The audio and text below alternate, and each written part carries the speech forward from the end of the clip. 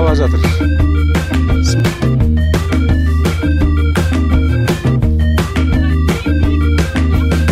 О, жерде ек. Ек дегеннен не дейді қарақшы, мұз дейді.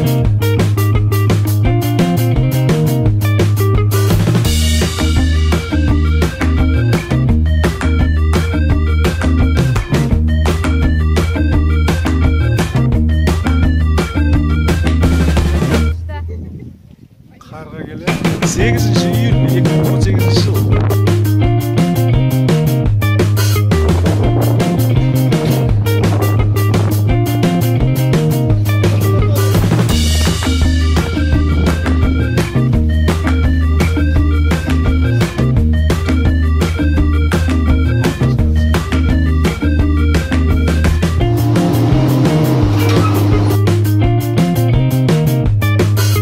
Друзья, смотрите, объясняю правила.